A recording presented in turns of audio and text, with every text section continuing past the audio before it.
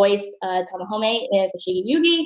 He's voiced Lupin the Third in the Castle Cagliostro. He's been a screenplay writer. He's written X-Men, X2, Watchmen. You probably know him best as Solid Snake, at least for the better part of a decade, from the Metal Gear Solid series.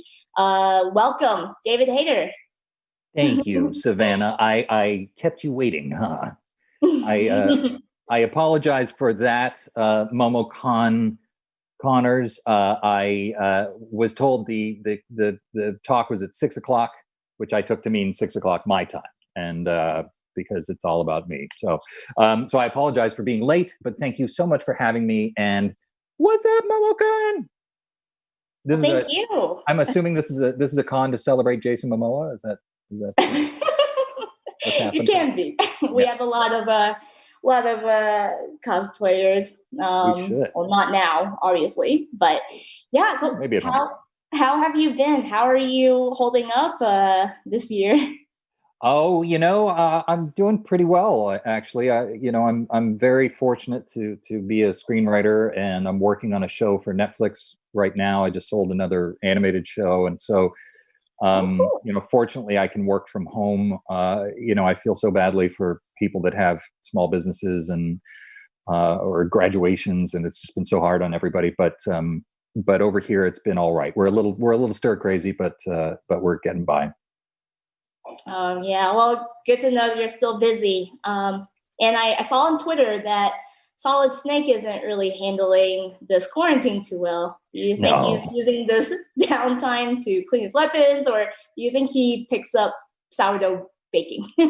I think that he is anxious to be out on a mission, and it's a little difficult for him to stay at home. Even when he's at home in Alaska, he's a musher. He's always out with his dogs. So yeah, it's got to be tough on that poor cloned super soldier.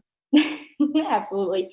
So you are iconic as a Solid Snake. Can you tell me about the day you got the role for that character? I can. I had auditioned for it, and I could see that it was going to be a cool game, and I was auditioning for the lead, so that was pretty cool. And I was a broke. I had just produced a film that and put all my time into it and money, and so I had no money. And I was hanging out with, it was the 90s, so I was hanging out, my friend Adam Duritz is lead singer for Counting Crows, and they were recording an album up in the Hollywood Hills. So I would go up and hang out with them because they had food, like free food and beer and stuff. And I was sitting out by the pool, and I got a call, and it was Jennifer Hale, the legendary voice actress. And she said, "Guess who's going to make some money?" And I was like, "Is it me?"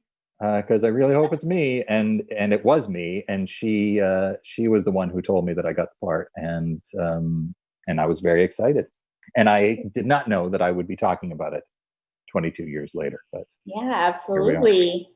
Like, I mean, if if you could see yourself now, like, I mean, there's no way you would have predicted that you would have been part of like one of the biggest game series ever. No, like I say, I knew the game was going to be big, but I didn't know that it would be, as groundbreaking and enduring as it has been, which is really nice. Were there any specific sources of inspiration for the character and the voice? The character and the voice all came from the script. It just came from the fact that he was already a legendary soldier, that he'd already retired, that he didn't want to come back, and that he was bitter about it. And that, to me, indicated that he sounded older than me, sounded like he'd, been over a bunch of bad road in his life. And so that's, it just sort of came together that way. And with so many Metal Gear Solid games out there, like, how has the voice of Snake evolved over the last 2 decades, and how do you differentiate each voice for each game? It's evolved in a number of ways, because I've been trying to find it, the whole time. I think that it got too gravelly for a while, and had sort of this sort of musical cadence that I eventually kind of phased out. And then character-wise, it changes due to the relative to the situation the character finds himself in. So, like I say, in Metal Gear Solid, in the first game, Snake is retired, doesn't want to come back. He's kind of bitter. In Metal Gear 3, Big Boss is young and on fire, and he's just sort of starting his career, and he's going out to kick ass. And in Peace Walker, Big Boss is older, and he's sort of turned mercenary, and so that affects him as well. So it really comes down to the situation that the character is in, and how he reacts to that. Absolutely.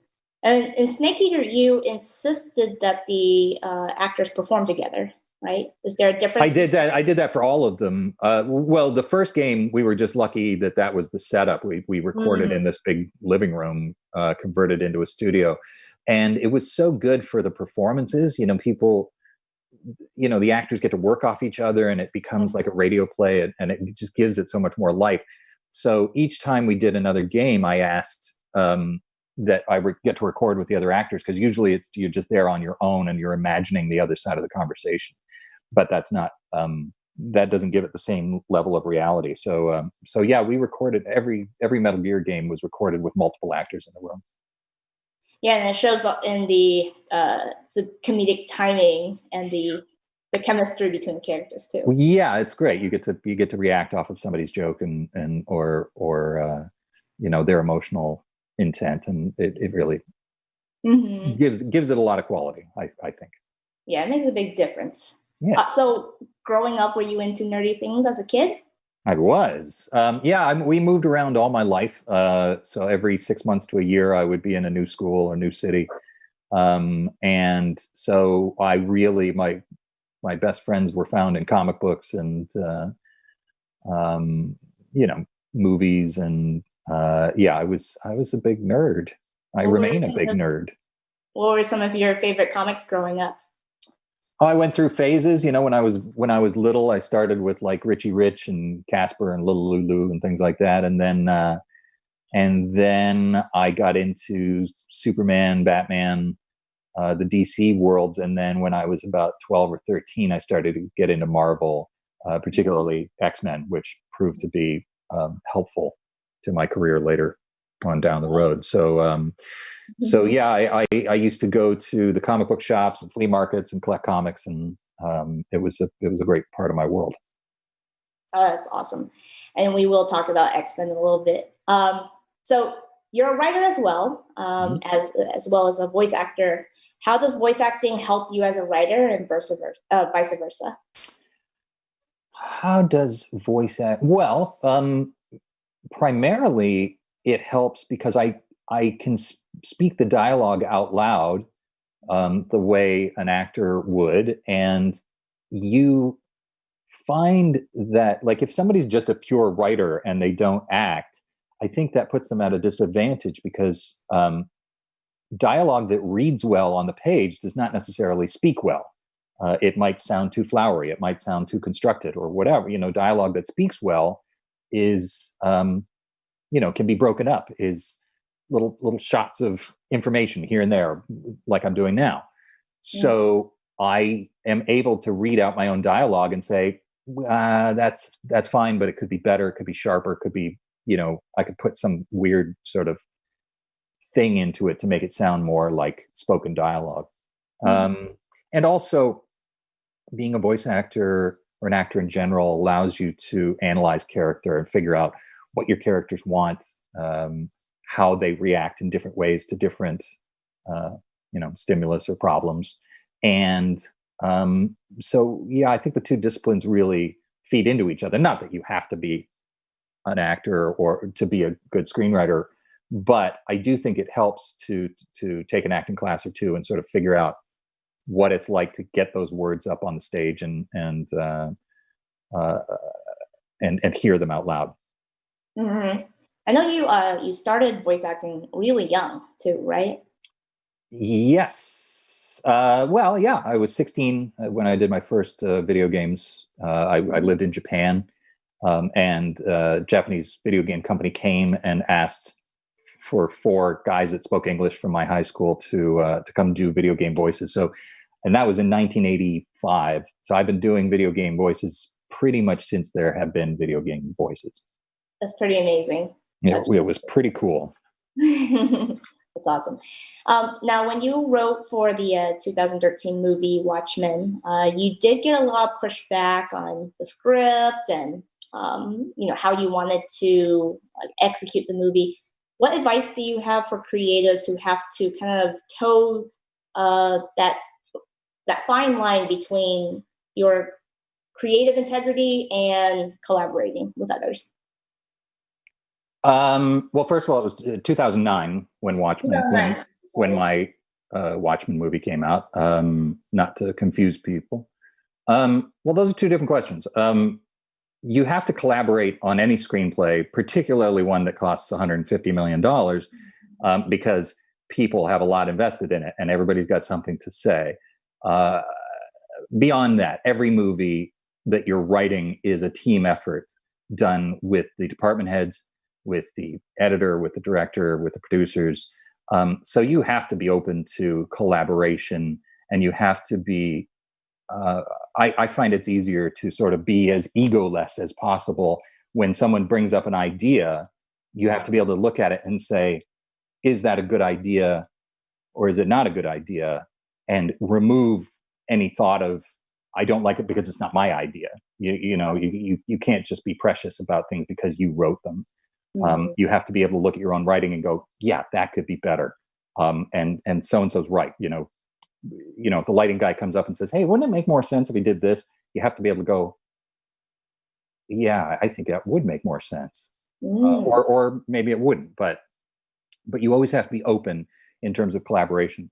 But I think the first part of your question seemed like you were asking, how do you balance out the fans' expectations and things like that? Maybe I'm misreading, but and the answer to that is I don't. I look at the material, especially Watchmen, because I was such a huge fan of the book. I felt like I was addressing my own fan service. I was like, what do I want to see in this movie that comes from the book? What do I not want to lose? Which was pretty much almost everything. I loved that book, beyond all reason.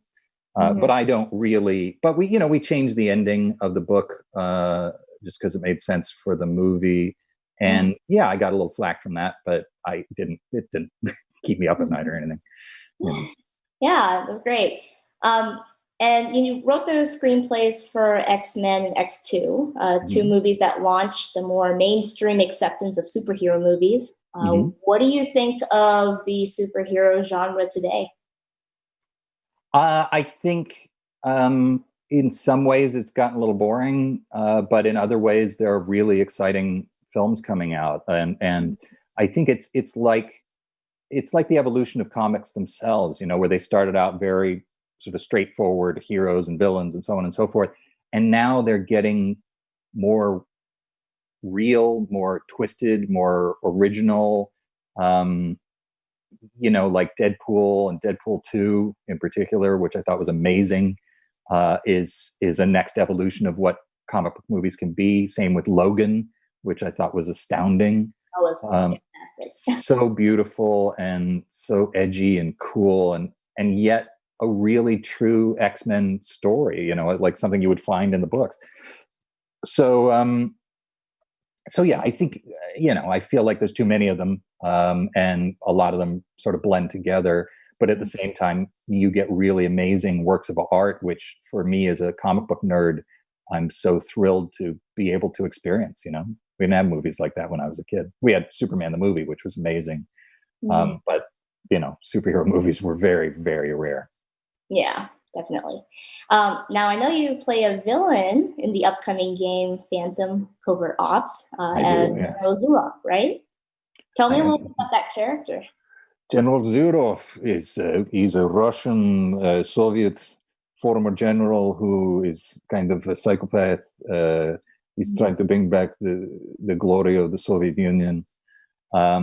And he's been defeated by these phantom covert ops in the past, and this time he's not taken any nonsense from them. So yeah, he's sort of a crazy person and utterly diabolical. And most of the time, you as the player, this is this very cool VR game, and it's like next level VR, where you play a stealth soldier making an incursion into a flooded former Soviet base in a tactical kayak.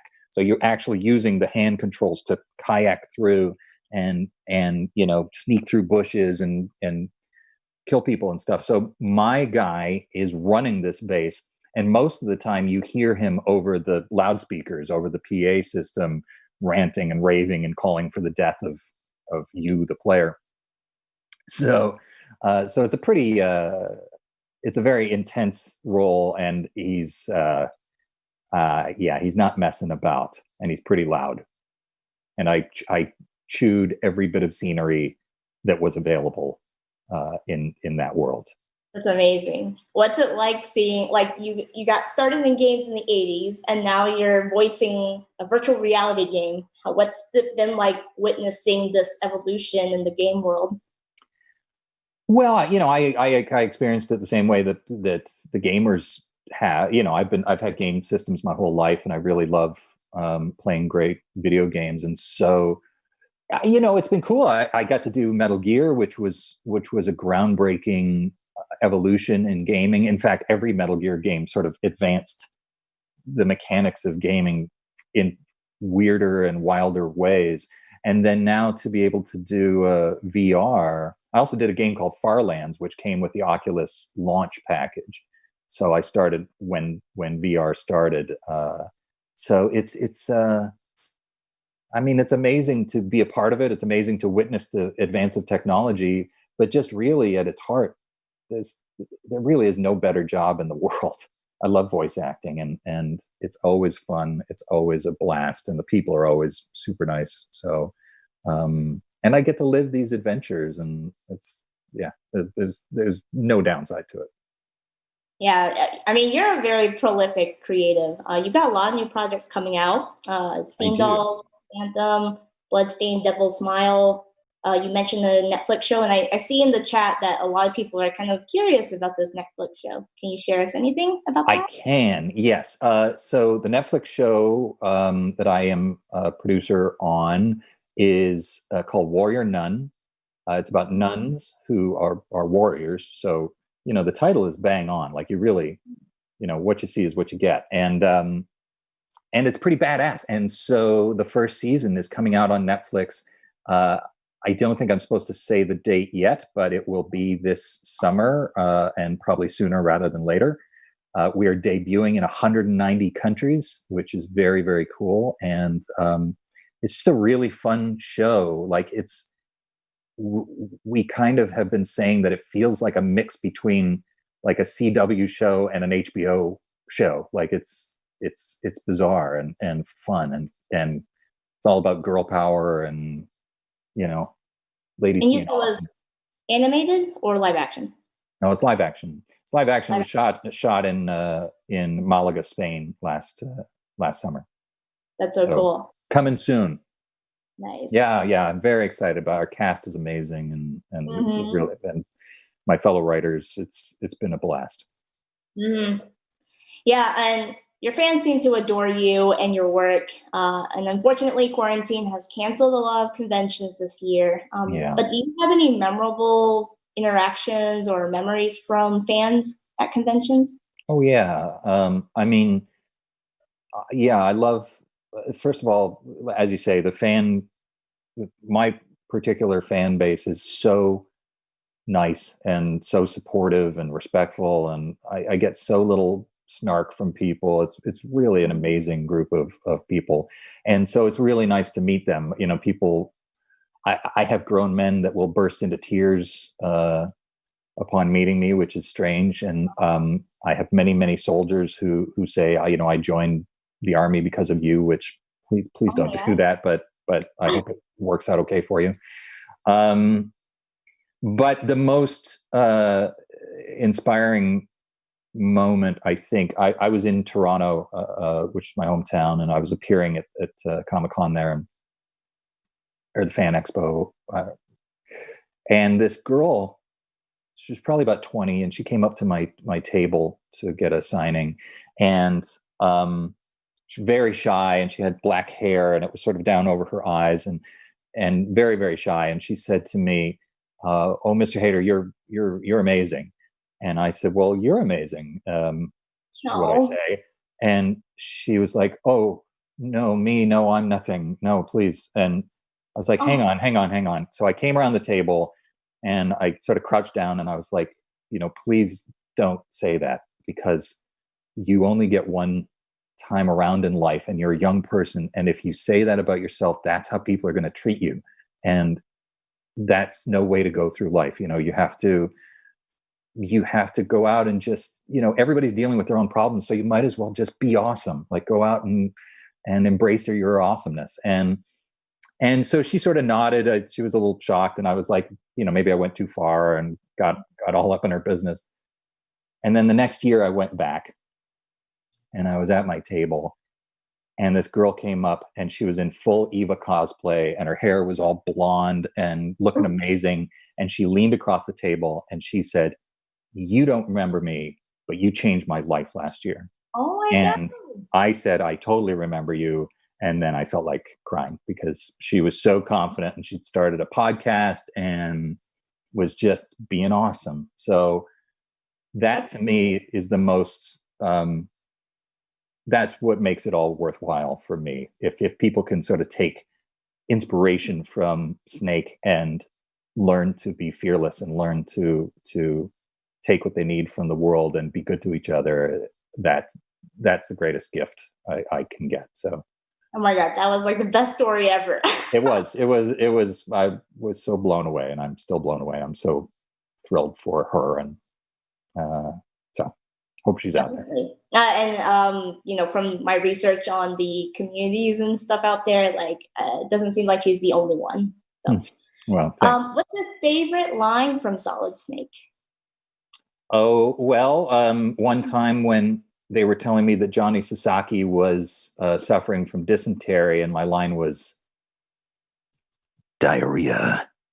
So that was sort of fun. And I don't know. There's a lot of great lines. Mm-hmm. You got rookie's eyes. You haven't even taken the safety off. You want to pull each other's ears. Like that one was pretty good. There's been a lot. I mean, 9 games and hundreds and hundreds of hours. So I've got a lot of favorites. I love that. So you've written a lot of well-received comic to movie adaptations. Mm-hmm. What's the key to adapting a comic for film, and what do you think people get wrong about it? I think the keys to making a good comic book film is, first of all, take the material seriously.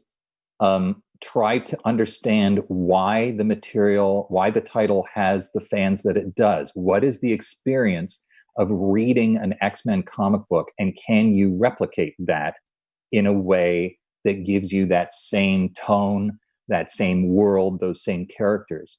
Don't think that you're going to be smart enough to recreate what Stan Lee created or what Frank Miller created or whatever. Take what is amazing and try to enhance that and make it real. And this doesn't happen so much anymore, but back when we were doing X-Men, the problem was the studios didn't take the material seriously at all. So they felt it had to be goofy, or it had to justify itself in some way. Whereas we said, no, let's just make a real movie, a real thriller, and the characters just happen to be X-Men. And so I think it's respecting the material is the primary key to making it work. If you've written a comic book and people love it worldwide, then adapt that comic book. It's the same thing with like Stephen King movies. It really drives me nuts when they have this amazing book and then they're like, "Oh, but we could do it better than Stephen King did." Well, no, you can't. That's why he's worth billions of dollars and you're not. not you particularly. I'm just talking to the guy who isn't here. So truth, sticking to the truth of the material, I think is the key. Having respect for it. Absolutely. Agreed. So I know there's a film adaptation of Metal Gear Solid coming out. What are some challenges with playing Snake in your experiences? And what advice would you have for the actor portraying Snake? Well, some of the biggest challenge is keeping track of Snake's story and his world, because it's very complex and it's very strange, and it's hard to keep up with. So there'll be a big learning curve trying to figure out who Snake is, why he's so uniquely different from other special forces soldier guys that they may have played. And again, really sort of nailing down the tone of what it is. But I don't know. And then, try to remember the basics of CQC, I suppose, would be my advice. Nice. We're going to do one more question, and then we'll open it up for audience questions here. Cool. So on IGN, you mentioned that you're watching Avatar: The Last Airbender right now with your daughter. Mm-hmm. What kind of bender would you be? We were just discussing that. We were looking at hands, and I think my hands looked like airbender hands. Oh. And I think the airbending is pretty cool because you can practically fly. It's very effective. Mm-hmm. It's good at taking out enemies, but you don't really hurt people so badly. And so I think fire would be inconvenient. I think water bending would be cool. Earth bending, it's all cool, but I think I'd probably be an airbender. It fits my. What do you think Snake would be? Snake, yeah. Snake's pretty grounded. Maybe he'd be an earthbender. He's close to the ground. He's solid. He's solid. He's solid Snake. So that's what I think. But we've been binging Avatar: The Last Airbender. We finished it. We're actually into Korra right now for the second time, and those worlds are amazing. And all the voice actors. I mean, I know many of them, and such incredible performances. It's just, it's amazing. Yeah, it's amazing how well the series has held up all these years. It's one of the greatest series, like episode for episode and story for story series I've ever seen in my life, bar none. Not just animated.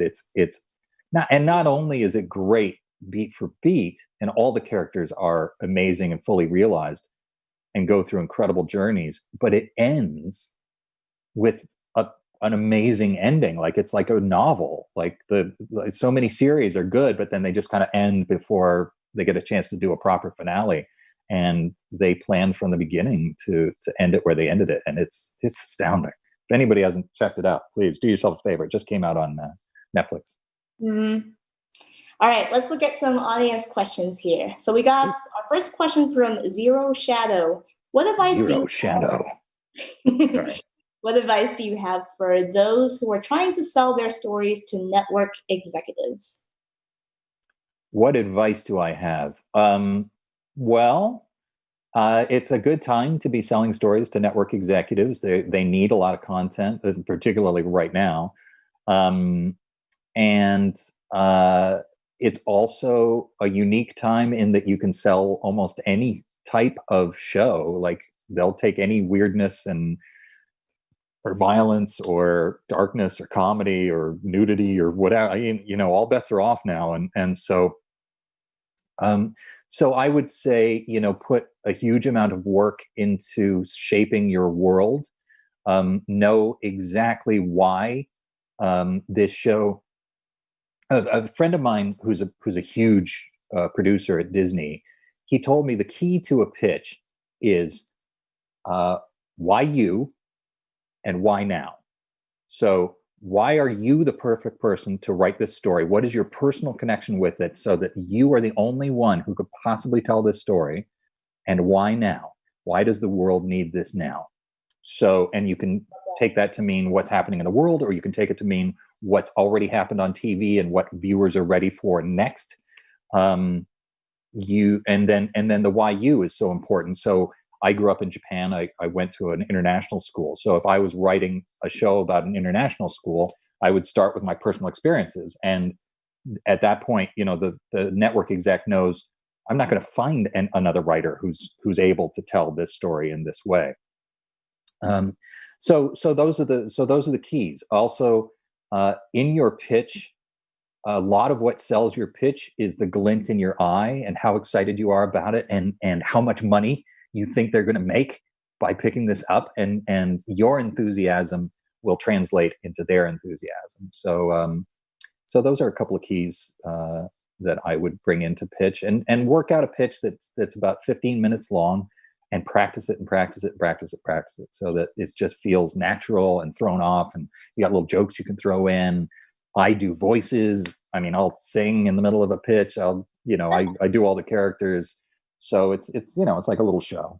And even so, it's hard. It's hard for me. I take out a bunch of pitches, and some of them sell and some of them don't, and you just keep going. So have patience as well. Don't think that just because your show didn't sell that it's not good.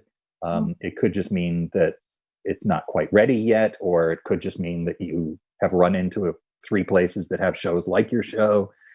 So my other piece of advice would be have multiple projects that you're working on that you can pitch. And working out 15-minute pitches for a show, is a lot of work, but you can get 3 or 4 pitches together, and if you're in a room and they say that one's not really for us, you say, oh, well, I know exactly what you need, and then move to the next one.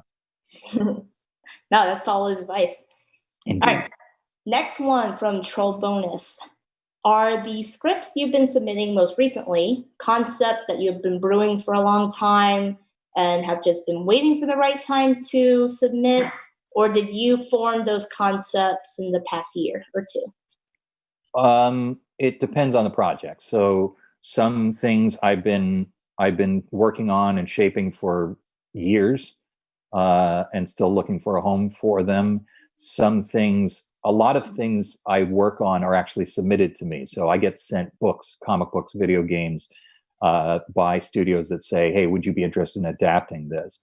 So, I could get something tomorrow that they say, hey, we really want you to write this. And then suddenly I'm in that world.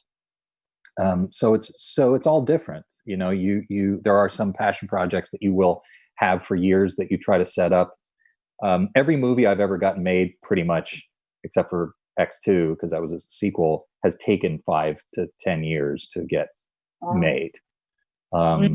It's just a long, exhausting process, and particularly because you're asking people to give you millions of dollars to spend on your vision, and that's understandably tough to get get people over the hump. But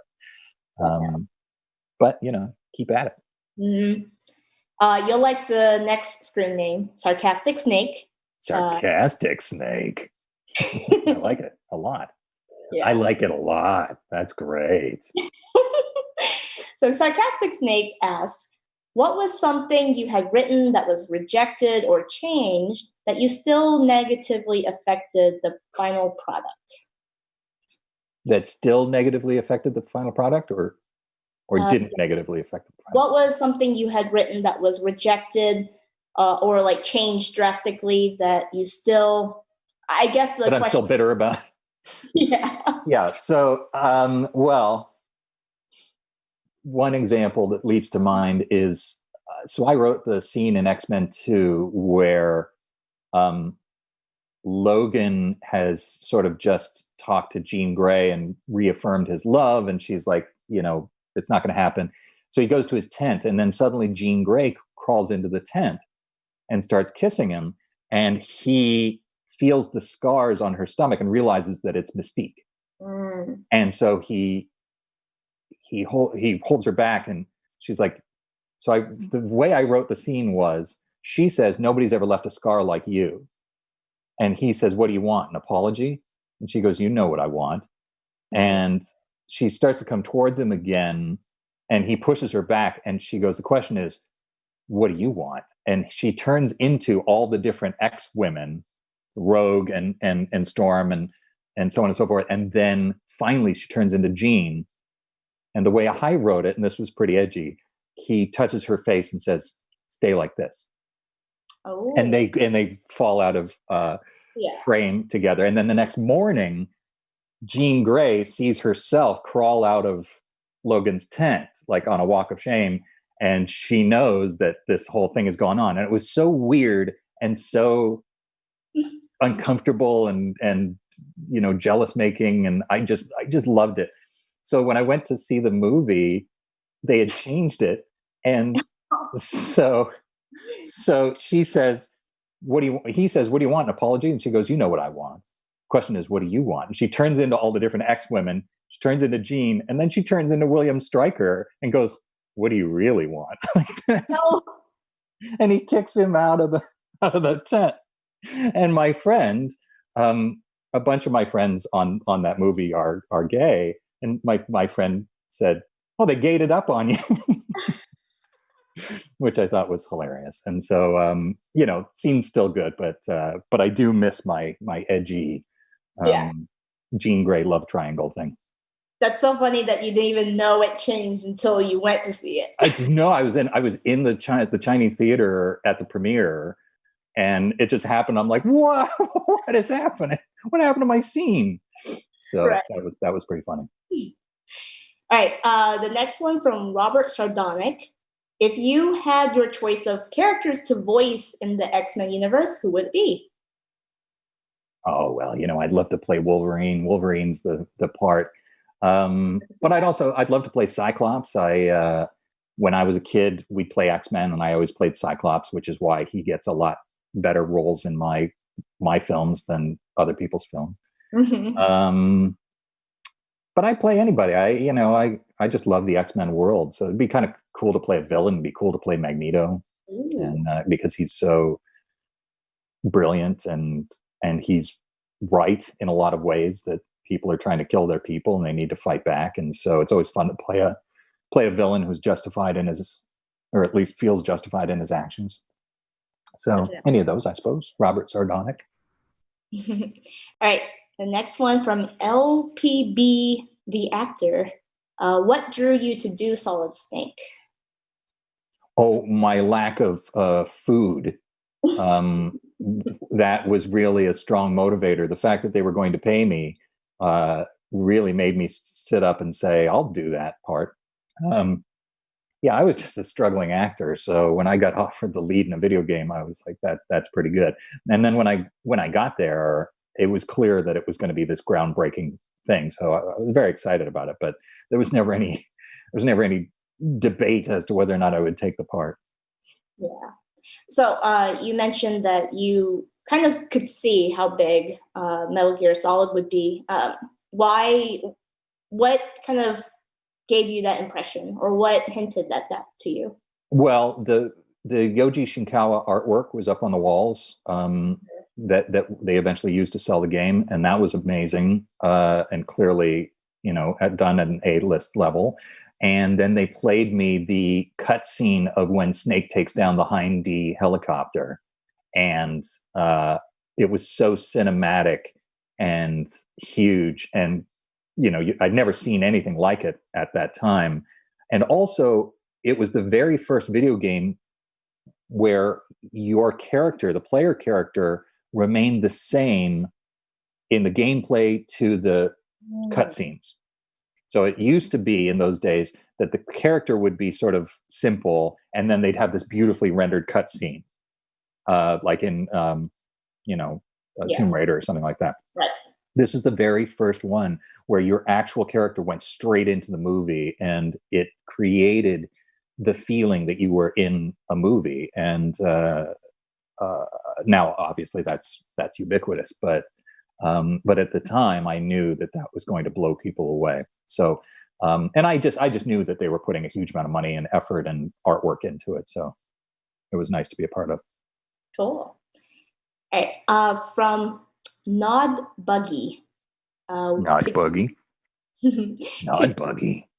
Yeah, sorry. Go ahead. You're fine. He asked, or she, I don't know. They asked, could you please share some memories about working on my favorite movie, Castle Cagliostro? Mm-hmm. Yeah, Castle Cagliostro was amazing. I did a movie called Guyver Dark Hero in '93, and where they were mixing the sound, they used to do anime dubs. and they were just dubbing all these anime movies into English. Most of the movies you see that have been dubbed were done at this Magnitude 8 studio, and I became one of their regular actors. So I was in a bunch of different anime productions, Fushigi Yugi and Moldiver, and They Were 11 and Macross. And so I became a regular. And so the big actors there, or the regular working actor, none of us were big actors at the time, were me, Steve Blum, and Bryan Cranston. And I believe Bryan Cranston's in my version of Cagliostro as well. And it was just an amazing time. But we recorded in a booth that was the size of a phone booth, which I'm sure you don't know what a phone booth is anymore. But just this tiny little it was barely big enough for one person, and that's where we did the movie, and it was really, really fun. And it was just I didn't know it was a Miyazaki movie when I recorded it, and then I saw the first car chase, and I was like, this is incredible. Like, the animation on this is astounding. And so I really got into it, and I really loved being a part of that film. The other cool thing was when we would take a break, we'd go out back to the studio section, the production studio section of Magnitude 8, and there's a spaceship set built out there that looks like something out of Aliens. And so you'd just have your lunch, and then you'd wander around the spaceship. And I shot a short film called Chasm on that set, which was about two space truckers, and I don't think you can find it anywhere, but I'm remembering it in my head. So that's amazing. Yeah, you work cool. on you still work on a lot of independent films, and I do. Yeah. Well, I started as an on-camera actor. I wanted to be an on-camera actor, and I really wanted to be hugely famous. And fortunately, I became a writer, and I'm a little famous, which is nice, but not like crazy famous, which I would hate at this point in my life. But when my friends are doing little Canadian horror films or something, and they ask me to be in them, pretty much anybody who asks me to be in their movie, unless it's truly terrible, I'll usually do it. I think you were probably referring to Devil's Mile, which just came out on Shudder. Yeah. Shudder US. So I played Toby, who's a mafia psychopath in that, which was really a blast. But to do that movie, they couldn't afford to fly me from California. We shot it in Toronto. So I flew myself. I put myself up. It cost me a fortune to do that. Wow. But it was worth it. It was really fun. And my friend Joe O'Brien was the writer director, and great cast: Casey Hudecki and Amanda Joy, Samantha Wan, Maria Del Mar. So hopefully you guys check out The Devil's Mile. It's a very low budget Canadian horror movie, but I had a great deal of fun doing it. And I have a pretty amazing fight scene in it with Casey Hudecki. Oh, we'll have to check that out. Yeah, it's cool. All right. There's another question. Is there a video game character you wish to voice outside of Metal Gear? Metal Gear. Yeah, well, I'd love to play Batman, just because I've always loved Batman, and he's a huge inspiration to me. At the same time, I'm friends with Kevin Conroy, and he really is Batman. So, if Kevin's ever not available, I'm happy to do it. But if he is available, I would never step on his toes. But that'd probably be my favorite. All right, next question from Kichiro. Is there a video? Oh, wait, sorry. I'm so sorry, Kichiro. That was your question. Is there a video game character? Okay. Thank you for that. Hopefully you're satisfied, Kichiro. Next question. Okay, I'm so sorry if I say this wrong. Dan Ganron Defoe? Dan Ganron Defoe. There you go. How thrilled were you when you learned that Snake was going to be a character in Super Smash Brothers? I was very thrilled. Does he mean the first Super Smash or the latest Super Smash? Either way, it doesn't matter. Either way, I was thrilled. The first Super Smash we did, we did it while we were recording Metal Gear 4, and me and the Colonel and Otacon, and we did all the codec bits, and it was so fun because Snake is so serious, and when he's saying things that are comedic, it really is pretty funny because he's so straight. So that was a blast to do.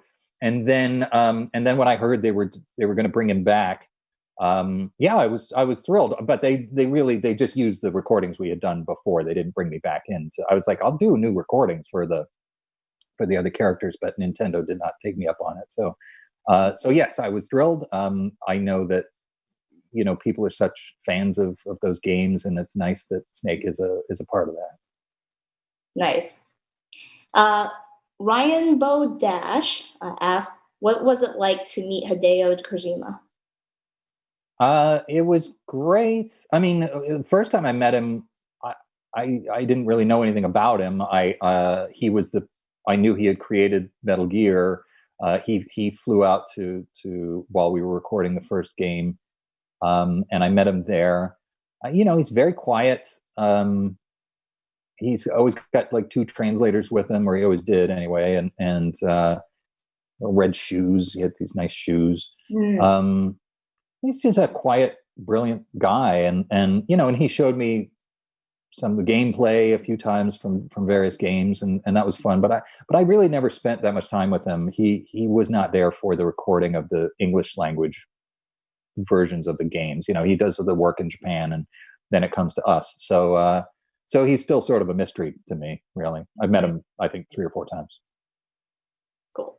And then this is our last audience question, and it comes from Ratchet Extreme 6. Nice. Got any funny stories while you were voicing Snake? Well, there's many funny stories. There's a moment in Metal Gear 4 where Snake is suffering from accelerated aging, and he's he's still in his 30s, but he looks like he's in his 70s. And so there was a moment where Dr. Naomi, who's played by Jennifer Hales, my good friend, and she says, "Well, take off your clothes, Snake, and let's examine you." So I take off the snaking suit, and her reaction is like, "Oh my God, Snake!" And she's crying and stuff. And so me as the character, I'm like, hey, it's not that bad. And she goes, "So shriveled," and apparently that nearly ended up on the actual track of the game, because the Japanese producers aren't always sure when we're joking, and there was another time when Quentin Flynn was like, I took care of that, bitch. And like that almost ended up on the game because because it's going to people who speak Japanese and they don't know when we're kidding. So that was kind of embarrassing, but it was very funny. I was almost a shriveled Snake. That's great. Well, thank you so much. This was so much fun, and so much fun. People really enjoyed it. Before we go, where can people find you, and where can we watch your stuff? Yeah, well, like you say, I got a bunch of stuff coming out. So Phantom Covert Ops on the Oculus system. Steam Dolls, Order of Chaos is doing a Kickstarter right now. Bloodstained Ritual of the Night, you can now get Zangetsu, my demon hunter, as a playable character. My film Devil's Mile is appearing on Shudder, and my TV show Warrior Nun debuts this summer on Netflix. Amazing. Well, thank you so much. We really appreciate it, David. Thank you so much for having me. MomoCon, I'm so sorry I wasn't able to be there in person, but I hope you had a good online convention. Much love to you all. Stay safe, stay healthy, and stay stealthy.